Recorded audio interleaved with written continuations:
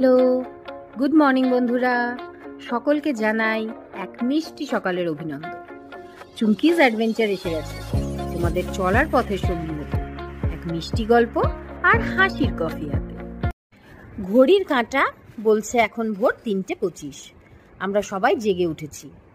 আমি চা বসিয়েছি আর সুজয় গেছে স্নানে। চায়ের কাপে চুমুক দিয়েই বেরিয়ে পড়ব ভোরের আধফোঁটা আলোয়। ঘড়ির কাঁটা এখন 4:04। গাড়িতে আমরা উঠে পড়েছি সবাই। জিনিসপত্র সব ট্রাঙ্কে নিয়ে নিয়েছি। পেছনে মেয়ে আর ভাই। আজকে যাব আমরা অনেক দূরে। আজ আমাদের গন্তব্য হবে বাঘের সন্ধান। আজ এক নতুন অ্যাডভেঞ্চারের পথে। দুর্গাপুর ছেড়ে আমরা এখন ধরেছি দিল্লি হাইওয়ে। আমাদের 4 চাকার সাথী আমাদের নিয়ে এগিয়ে চলেছে গন্তব্যের টানে। আগেও আমরা অনেক লং ড্রাইভ করেছি, কিন্তু এত দূর ড্রাইভ এই প্রথম। আমরা যাচ্ছি মধ্যপ্রদেশ। সূর্যের আলো ফুটে উঠছে ধীরে ধীরে, আর আমরা আসানসোল পেরিয়ে এগিয়ে চলেছি ধানবাদের দিকে।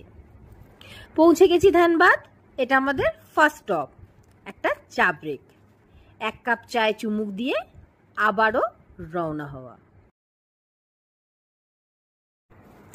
নিলাম দ্বিতীয় ব্রেক, স্থান হাজারিবাগ। দাঁড়ালাম ব্রেকফাস্ট করতে। ব্রেকফাস্ট আমি ঘর থেকে বানিয়ে এনেছিলাম, তাই হাইওয়ের উপর একটা গাছের ছাওয়া দেখে আমরা দাঁড়ালাম ব্রেকফাস্টের জন্য। সুজয় খাবার বাড়ছে, আমি ভিডিও করছি। হাইওয়ের উপর দিয়ে গাড়ি ছুটে চলেছে, তারই মাঝখানে আমাদের খাওয়া দাওয়া শেষ। উঠে পড়লাম গাড়িতে। গুতো মেরে ধন্যকে বললাম চল মেরি ধন্য বলে আবারও এগিয়ে চললাম। নিয়ে নিলাম একটা ছোট্ট রিফ্রেশমেন্ট ব্রেক। দাঁড়ালাম বারহিতে। হালকা হালকা খিদে পাচ্ছিল, তাই রাস্তায় যেতে যেতে চোখ পড়লো ছাতুর শরবতে। ছাতুর শরবত আমার খুব ফেভারিট, তাই আর বেশি দেরি না করে ফটাফট অর্ডার দিয়ে দিলাম 2 গ্লাস ছাতুর শরবত। আমি আর সুজয় খেয়ে নিলাম ছাতুর শরবত। মেয়ে আর ভাই খেলো আম পোড়ার শরবত। তোমাদের কাদের কাদের ছাতুর শরবত খেতে ভালো লাগে আর কাদের আম পোড়ার শরবত খেতে ভালো লাগে আমাকে নিশ্চয়ই জানিও কমেন্ট বক্সে। পেট ভরা, মন আনন্দে ভরা, তাই আবার গাড়ি স্টার্ট করলাম। যেতে হবে অনেকটা পথ, তাই আর কোনো ব্রেক নয়। সোজা বিহার ছেড়ে উত্তরপ্রদেশে ঢুকে তারপর আমরা নেব একটা লাঞ্চ ব্রেক। অনেকটা পথ চলে আসার পর প্রয়াগরাজ ছেড়ে আমরা একটি রেস্টুরেন্টে ঢুকলাম লাঞ্চের জন্য। হাসি ঠাট্টা খাওয়া দাওয়া সব শেষ করে আবার রওনা হলাম গন্তব্যের দিকে।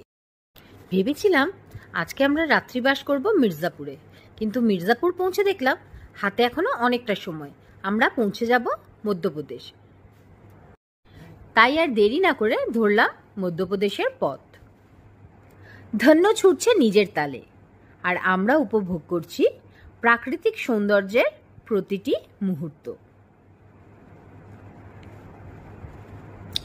3 রাজ্য পেরিয়ে শেষমেশ প্রবেশ করলাম মধ্যপ্রদেশে। আর ঢুকতেই চারপাশে ছোট ছোট পাহাড়ের মনোরম দৃশ্য যেন মনকে ভরিয়ে দিল এক রাস আনন্দে। গাড়ি চলতে লাগলো, আমরাও প্রকৃতিকে প্রাণ ভরে উপভোগ করতে রইলাম। ছোট পাহাড়, বড় আনন্দ। বাইরে তখন 42 ডিগ্রি সেলসিয়াস। রোদের তেজ প্রচণ্ড, তবুও গাড়ি থামিয়ে নামতেই হলো। এমন অপূর্ব সৌন্দর্য চোখ ভরে না দেখলে চলে। আমার পাহাড় খুব পছন্দ। তোমাদের কাদের কাদের পাহাড় পছন্দ আর কাদের সমুদ্র পছন্দ আমাকে নিশ্চয়ই জানিও। কন্যাকুমারী আর মাত্র 2400 কিলোমিটার দূরে। মনে হলো চাইলে এখনই আরেকটা লং ড্রাইভে পৌঁছে যেতে পারি দেশের একেবারে দক্ষিণ প্রান্তে। পাহাড়ের কোলে আঁকাবাঁকা পথ ধরে এগিয়ে চলল আমাদের ধন্য। আজকের যাত্রার কোনো নির্দিষ্ট রাতের স্টপ ছিল না। যতক্ষণ ধন্য চলবে আর কর্তামশাই গ্রিন সিগন্যাল দেবেন ততক্ষণই চলা। সেই অনুযায়ী আমরা চলতে লাগলাম। এরপর ধীরে ধীরে সূর্যদেব পাহাড়ের পেছনে উঁকি মেরে যেন বললেন, আজকের মতো টাটা, আবার কাল দেখা হবে নতুন আলো নিয়ে। এই অপার প্রকৃতির মাঝে দাঁড়িয়ে আমার মন যেন পেল এক জোড়া নতুন ডানা। এত সুন্দর পরিবেশে ফটোশ্যুট না করলে হয়, তাই মেয়ে দাঁড়িয়ে গেল পোজ দিতে। সন্ধে নামে ধীরে ধীরে, গায়ে মেখে নীলের ছায়া, নদীর বুক ভেসে আসে নিঃশব্দ এক নিবিড় বায়া। দূরের ঘাটে টিমটিমে আলো কাঁপে ঢেউয়ের সুরে, তীর পেরোনো একাকী পথিক থামে কিছু দূরে। সন্ধ্যের অন্ধকারে সৈন্যদ্বীপ পেরিয়ে আমাদের সিদ্ধান্ত নেওয়া হলো আজকের রাত্রিবাস পাতপাড়ায়। অক্ষত রেসিডেন্সিতে চেক ইন করলাম। পরিপাটি পরিবেশে মনে হলো 14 ঘন্টার ক্লান্তি কাটানোর আদর্শ আশ্রয়। এবার তাহলে আজকের মতো এখানেই ইতি। আমরা একটু ফ্রেশ হয়ে ডিনার করব, তারপর বিশ্রাম।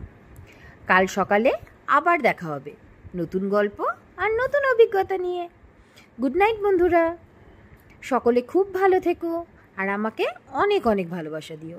ভিডিওটা ভালো লাগলে লাইক কমেন্ট শেয়ার অবশ্যই করো, আর সাবস্ক্রাইব আর বেল আইকন বাটনটা প্রেস করতে ভুলো না কিন্তু। চুমকিজ অ্যাডভেঞ্চার এখানেই থেমে নেই, দেখা হবে পরবর্তী পর্বে।